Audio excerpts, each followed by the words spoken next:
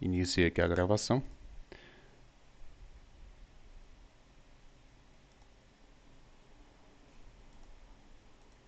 Prontinho. A gente vai agora, né, começar com essas partes de noção de carga elétrica, né? Porque basicamente todos os fenômenos, né, de eletrostática, eletrodinâmica, eletromagnetismo, eles vão estar em torno de alguma ideia referente à carga elétrica, né? Então, esse primeiro material, para a gente abrir um pouco a cabeça, com alguns conceitos, porque quando eu chegar em processo de eletrização, né, atrito, contato, indução, essas ideias aqui elas já vão ter preparado, né? E aí, começando aqui, né, uma introduçãozinha, eu já mencionei isso com você, que basicamente tudo relacionado à eletrostática, eletrodinâmica e eletromagnetismo, né, tá algo relacionado com carga elétrica. Possa ser que em algumas situações, como por exemplo lá em circuitos elétricos, né, que a gente estiver calculando corrente, resistência, tensão, a gente não calcule carga elétrica propriamente dito, né? Mas se existe uma intensidade de corrente elétrica e essa corrente passa por um determinado intervalo de tempo, então ali já eu posso calcular uma quantidade de carga envolvida dentro daquele processo, ok? Então tudo está em torno de carga elétrica, né? Carga elétrica vai ser a nossa grandeza física fundamental, ok? E aí, talvez uma imagem bastante característica, né? Você já deve ter visto. Isso é a imagem de quê? De um. Isso é a imagem de quê?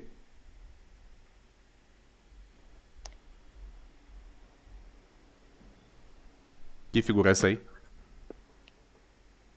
Uma representação esquemática de quê? João Leto? De um átomo. Ah, Olha o núcleo lá, né? Prótons e nêutrons e os elétrons girando em torno desse núcleo, ok? E a primeira função nossa é fazer a quantificação dessa carga, né? Porque vai ser através de eu conseguir quantificá-la que eu vou fazer tudo relacionado depois, né? Todos os equacionamentos. Se você vai aplicar uma lei de Coulomb, precisa de quantidade de carga. Se você vai aplicar um campo elétrico, precisa de quantidade de carga, um campo elétrico uniforme, uma diferença de potencial, uma energia potencial elétrica, qualquer coisa, eu preciso de quantidade de carga, tá certo? E primeira coisa, né, pelo próprio nome, né, lá na, na, na Grécia Antiga, né, tinha um filósofo chamado Tales de Mileto, e ele percebeu que tinha uma resina fóssil chamada âmbar, que quando ela era atritada, e aí você já deve ter visto esse conteúdo, né, ela tinha a capacidade de atrair outros materiais, né. E só que do grego, âmbar é electro, né? Então, como tem essa relação, né, o primeiro material no registro histórico onde se houve a manifestação de algum fenômeno elétrico, é o âmbar, né? E traduzindo, né, vem do grego, ele significa electro. Então, os termos, né, elétron, elétrica, eletrônico, eletricidade ou qualquer coisa do gênero tem essa derivação do âmbar, né? Essa resina fóssil. E aí tem uma imagem, né, dela aí, ok? Era utilizada, né, para compor materiais ou amuletos, né, ornamentação, ou alguns faziam é, rituais místicos, né, alguma coisa do tipo, mas enfim, isso não é ideia, ok? E aí, por cerca de quase 2.000 anos, não teve nenhum tipo de contribuição interessante do ponto de vista científico. Só que aí, quando a gente chega ali, já na virada, né, do século XVI para o século XVII, o William Gilbert ele percebeu um negócio muito interessante, que vai ser base para o primeiro conteúdo de processo de eletrização nosso, que é a eletrização por atrito. Ele percebeu que não era só o âmbar que tinha essa propriedade. Ele percebeu que outros materiais também podiam fazer a mesma coisa. Fazer que mesma coisa? Você pega esse material, atrita ele, e depois que ele é atritado, ele tem a capacidade de atrair outros materiais. Olha só. E aí, tem uma tabelinha que tem um nome interessante que ajuda a melhor compreender isso aí. Você deve ter visto nas aulas de física, né? Você lembra o nome dessa tabela? Uma tabela repete a com pergunta que eu não uma escutei. tabela que tem um monte de materiais e está relacionado com a eletrização por atrito. Se tem muitos materiais, obviamente não é só o âmbar que tem essa propriedade, né, de ser atritado e conseguir atrair materiais depois que ele foi eletrizado. Tem uma tabelinha que ela tem um nome, que ajuda a gente a entender se depois de um processo de eletrização, quem é que fica positivo e quem é que fica negativo. Tem uma tabelinha, tem um nome. Você lembra dela? Mark Segue. mostrou na aula, só que ele não liberou. Série tri, Aliás. série Hã? tri, série tri, lembra do nome? Triboelétrica. Já viu falar esse nome? Não. Série Uh-uh. triboelétrica, mas não tem problema, a gente Não. vai ver daqui a pouquinho, tá certo? E depois, né, pouco tempo depois, já deve ter ouvido falar sobre Galileu Galilei. Ele ele ajudou muito, né, junto com o Newton, no desenvolvimento da metodologia do trabalho científico, então por isso houve a explosão da ciência naquela época. E aí teve um cara, né, esse William Gilbert, ele escreveu um livro de Magnet, que, se eu não estou enganado, dentro da história da ciência, é o primeiro material de cunho científico relacionado sobre a eletricidade. E esse cara, ele percebeu um negócio muito interessante, porque os ímãs já eram conhecidos, então ímãs eles podem atrair e repelir.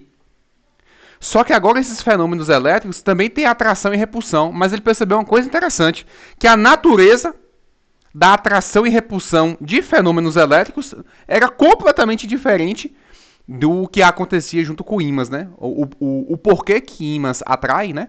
Era diferente do porquê que materiais eletrizados podem atrair ou repelir também. Claro que lá no final do século XIX, né, com as leis de Maxwell e algumas formalizações, a gente percebeu, fez essa unificação do magnetismo com a eletricidade e, né, formou-se o eletromagnetismo e aí percebeu, né, o casamento, né, o quanto que um estava influenciado no outro, tá? Mas o porquê que ímãs atraem ou repelem coisas é diferente do porquê que materiais carregados atraem ou repelem, né? Ele percebeu isso, que esses materiais carregados eles não eram ímãs. Inclusive, existem materiais isolantes como plásticos, cerâmicas, vidros, que eles podem atrair ou repelir materiais, mas eles não são ímãs, muito menos materiais ferromagnéticos, tá certo? E aí depois a gente tem também um físico chamado Stephen Gray, né? Que aí ele descobriu outra coisa interessante, que eu conseguia atrair, eletrizar outros materiais, não apenas realizando atrito entre eles. Eu poderia, por exemplo, pegar essa escova, atritar com esse relógio, né? E depois esse relógio atritado, eu só tocando nesses óculos, eu poderia deixar esses óculos eletrizados, sem atritar ele com o relógio. Eu atritei a escova com o relógio ficou eletrizado, aí depois eu só toco o relógio nos óculos, os óculos ficam eletrizados também. Então ele percebeu uma outra coisa interessante, que o atrito não era o único método para deixar materiais eletrizados. O contato também é um outro método, né? Isso aí você já deve ter ouvido falar, pelo menos o nome desse assunto, chamado eletrização por contato. A gente vai ver com mais detalhes depois, tá certo? E aí, a gente tem uma outra coisa interessante, né? Um químico francês, né? O Charles François. Ele fez um outro experimento ainda mais interessante, porque ele pegou uma folha fina de ouro e aí atritou. E aí, já adiantando para você, a gente vai ver isso com mais detalhes, mas quando eu faço um processo de eletrização por atrito, um corpo fica positivo e o outro fica negativo. Então, positivo com negativo dá atração ou repulsão? Repulsão? Não. Cargas e sinais opostos se atraem. Ah, Certo? certo. Cargas e sinais opostos. Então, positivo com negativo vai dar atração. Só que aí depois ele ia lá e fazia contato desses dois materiais. E aí você vai aprender que quando eu faço eletrização por contato, após o processo, os corpos assumem cargas de sinais iguais. Cargas de sinais iguais se atraem ou se repelem? Se repele? Se repelem. Aí ele percebeu isso. Que não tinha só atração, mas poderia ser tinha uma repulsão também. Então, ora, são os mesmos materiais. É um bastão de vidro e uma folha de ouro. Ora, eles se atraíam. Ora, eles se repeliam. Então, ele percebeu que haviam duas naturezas de eletricidade, né? Dois tipos, né? Que ele chamava de vítrea e resinosa. Depois a gente descobriu, né, que são corpos eletrizados positivamente ou corpos eletrizados negativamente, tá certo? E aí, já quase na segunda metade do século XVIII, né, o Benjamin Franklin, que foi o cara que inventou o para-raio, ele propôs, né, que essa questão, né, de quando um material transferia carga para outro, né, ele achava que era um fluido elétrico, porque nessa época não se conhecia o elétron, não se conhecia próton, né? Isso aí foi descoberto só na virada ali do século XIX para o século XX, né? Mas então não conhecia, o pessoal achava que era um fluido, ok?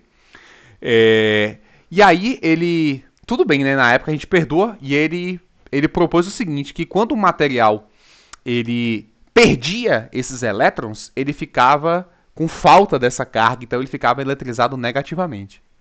E quando o material ganhava essas cargas, né? Então ele ficava com excesso de carga, então ficava eletrizado positivamente. Mais tarde a gente descobriu que isso estava errado, né? Porque veja só, imagine esse relógio, ele tá cheio de elétron aqui. Aí eu vou lá e tiro esses elétrons. Eu tiro os elétrons desse relógio. Esse relógio fica mais positivo ou mais negativo? Fica neutro? Não, eu tiro mais, não estou dizendo que eu tirei todos. Ele tem um monte de elétrons, aí eu tiro uma parte. Quando eu tiro Sim. elétrons desse relógio, ele fica mais positivo ou mais negativo? Negativo? Não, mais positivo, porque elétron é carga o quê? Elétron é carga o quê? Negativo? Negativa. Se você tira algo que já é negativo, Ah, sim, entendi. você tirou algo que é negativo. Então essa coisa fica mais positiva ou mais negativa? Mais positivo. Mais positiva, né? Então, depois, né, a gente descobriu que o Benjamin Franklin ele fez um equívoco, né? Então, quando corpos eles perdem elétrons, então eles ficam eletrizados positivamente, porque ele perdeu carga negativa. E materiais que ganham elétrons, eles ficam eletrizados negativamente, porque ele está ganhando carga negativa. Até aí, tudo bem? Essa ideia? Sim. Tranquilo? Pronto. Então, né, dentro do contexto histórico, essa é a nossa primeira abordagem aí. E vamos partir aqui para algo um pouquinho mais operacional. Minha tela está compartilhada aí? Tá. Ok, maravilha, né? E a gente né, estava preocupado depois de como a gente poderia, né, quantificar essa carga. E aí você já deve ter falado do Coulomb, né? Ele descobriu, né, qual era a força de interação entre corpos que estavam carregados, né, seja positivo ou negativamente. Só que ele foi muito sagaz, né, porque ele conseguia quantificar a carga sem na época saber o que era elétron, né? Então o cara foi bastante inteligente, ok? E aí, depois que a física de partículas, né, foi melhor aprimorada, então o pessoal descobriu o que era próton, descobriu o que era elétron, tá? Mas, como o nome do nosso assunto é quantificação de carga, então vamos definir o que é carga elétrica, né? Então, carga elétrica. Só um instantinho aqui. Tá, deixa eu botar um tamanho mais razoável. O tamanho aí tá bom? Tá. Então, o que é carga elétrica? Carga elétrica é uma propriedade da matéria associada à manifestação de fenômenos, manifestação de fenômenos elétricos, ok? Essa é a definição de carga elétrica, né?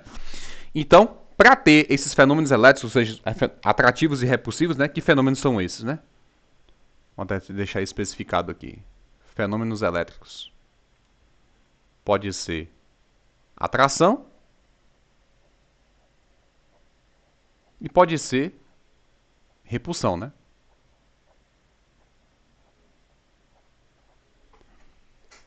Então, o que explica, né, a manifestação desses fenômenos é a presença de carga elétrica, tá? Isso é uma propriedade da matéria, tá certo? E aí, teve um cara no final ali em torno, não sei se foi no final do século XIX, início do século XX, né, chamado William Millikan, acho que é William Millikan, né? Tem um famoso experimento de Millikan. Experimento de Millikan. Eu acho que o nome dele é com dois L's e dois K's, sei lá, uma coisa assim, ou dois M. Enfim. O nome do experimento é o experimento da gota de óleo. O experimento da gota de óleo. E o que esse experimento permitiu, né, fazer? Ele permitiu determinar a carga do elétron, né? Ou seja, a menor quantidade de carga que você poderia encontrar, né, na natureza, né, em fenômenos, assim, em situações, digamos, naturais, né? Porque depois, não sei se você já ouviu falar, existem os quarks, que são as partículas que estão dentro dos prótons e dos nêutrons. E eles têm uma carga ainda menor do que a carga elementar. Mas, para eu estar manipulando essa matéria, né, só em laboratórios sofisticados. Mas o elétron não, né? Se eu esfreguei aqui, né, um material diferente, eu já arranquei elétron, né? Elétron a gente arranca. Quark não, porque quark está dentro dos prótons, né? E nêutrons. E prótons e nêutrons, eles estão dentro do núcleo. Então a gente não consegue mexer no núcleo atômico, né? Mas na eletrosfera, por exemplo, o caso quando você encosta o braço na televisão e o cabelo começa a arrepiar, ok? É a interação de eletrosferas aí. E aí, com esse experimento de Millikan, ele conseguiu a determinação, né? Determinação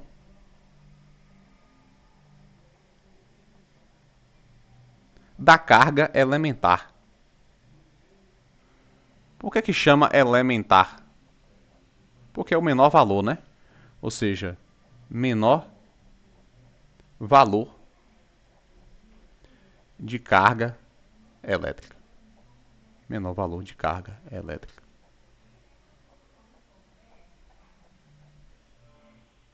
E esse valor que ele descobriu, né? Elementar, vamos chamar o Ezinho. Era isso aqui, ó. 1,6 vezes 10 elevado a menos 19 C. Esse C representa o quê? Esse C representa o quê? C de quê? Qual o nome desse C? Hã? Qual o nome desse C? Não sei. Coulomb. Nunca ouviu falar desse nome, não? É Coulomb, né? Unidade de medida de carga elétrica. Mas, nunca ouviu falar o nome da unidade?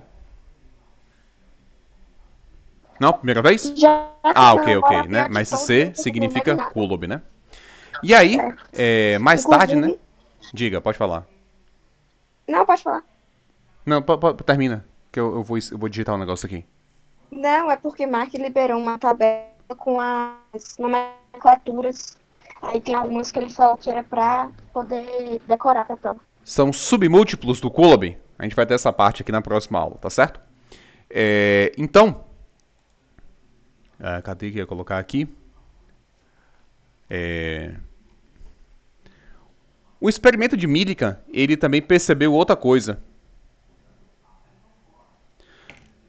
Que todos os experimentos, né, todos os cálculos, né, em qualquer situação,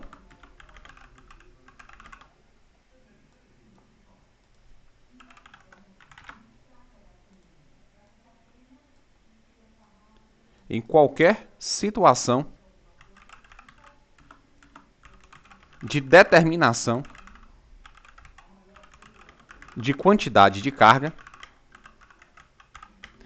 todos os valores eram sempre múltiplos,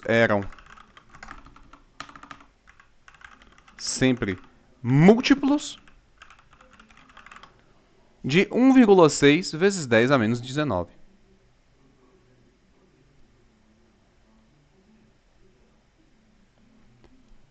Ou seja, 1,6 vezes 10 a menos 19 Coulomb, 3,2 vezes 10 a menos 19 Coulomb, 4,8 vezes 10 a menos 19, 6,4 vezes 10 a menos 19,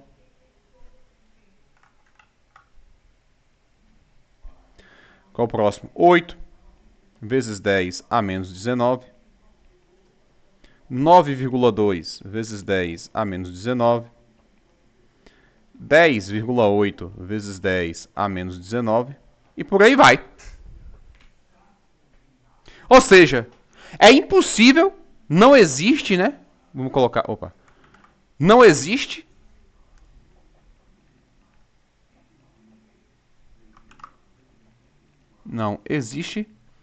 um corpo com, sei lá, vamos botar aqui, 2,5 vezes 10 a menos 19 Coulomb. Não existe. 2,5 é múltiplo de 1,6? Tem algum número inteiro que multiplicado por 1,6 dá 2,5? Não. Não. Ó, Sempre de 1.6 a 1.6. 1.6, 3.2, 4.2. Por que isso acontece? Porque elétron é partícula indivisível. Não existe um elétron e meio. Não existe um elétron, 2, um elétron, 7. 4/5 de elétron. Quantidade de elétrons é um problema do conjunto dos números naturais. E o conjunto dos números naturais é um conjunto dos números inteiros, né? Então a gente até pode escrever isso aqui. A quantidade de elétrons, a quantidade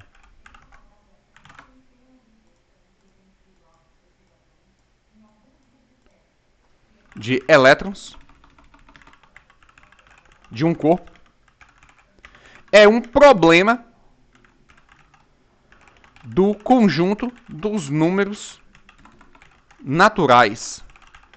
Ou seja, só existem quantidades inteiras. Portanto, não há quantidade de elétrons fracionária. Ok? Então. E aí, olha só, né? O Ezinho, né? Então, aqui, né? Eu tenho a quantidade de carga de uma carga elementar, né? E aqui, o que eu fiz para sair de 1,6 para 3,2?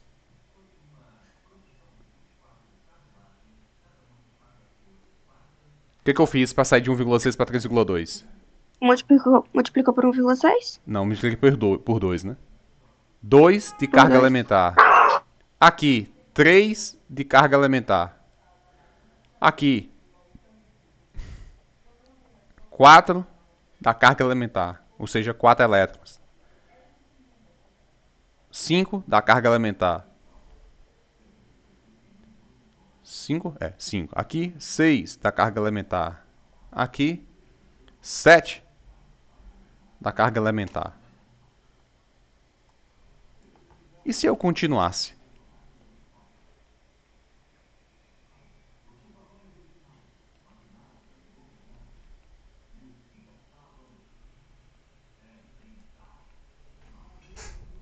Um, 2, 3, 4, 5, 6, 7. Tá representando o quê? Vou até colocar aqui, ó. Que é a carga, módulo da carga. Quantas vezes a carga elementar foi multiplicada? Da carga. Agora você vai dar uma resposta melhor do que essa. Módulo da carga do elétron. Ezinho é a carga elementar. E o módulo dela é a carga do elétron, de um elétron.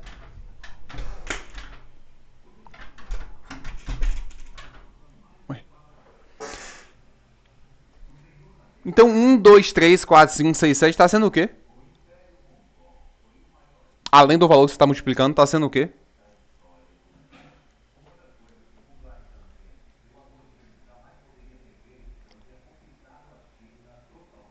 Não sei se vai estar certo o módulo da carga de um elétron. Não. Aqui é o E. Sim. Só que um elétron, qual é a carga dele? A carga de um elétron.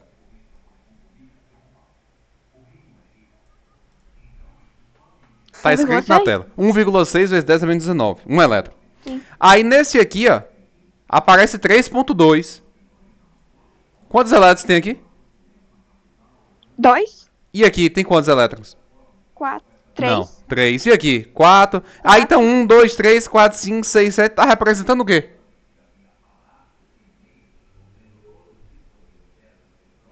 A carga multiplicada? Quantas Não. vezes ela foi 1, 2, multiplicada? 3. Você tá me dizendo que aqui tem um elétron. E aqui tem 2 e aqui tem 3. Mas aqui aparece 1, 2, 3. Então 1, 2, 3, 4, 5, 6, 7. Tá representando o quê?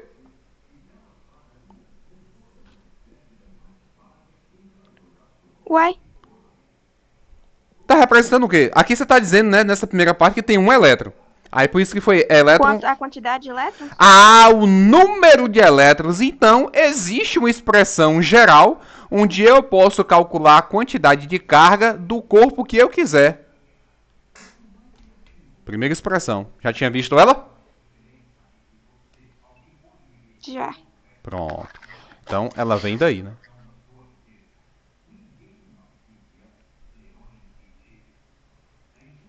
Onde Q é a quantidade de carga. Quantidade de carga. O meu N é o número de partículas.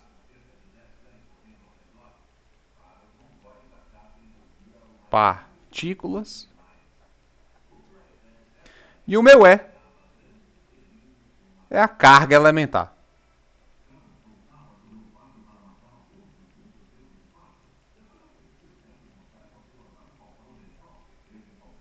Até aí tudo bem? Beleza essa Sim. parte?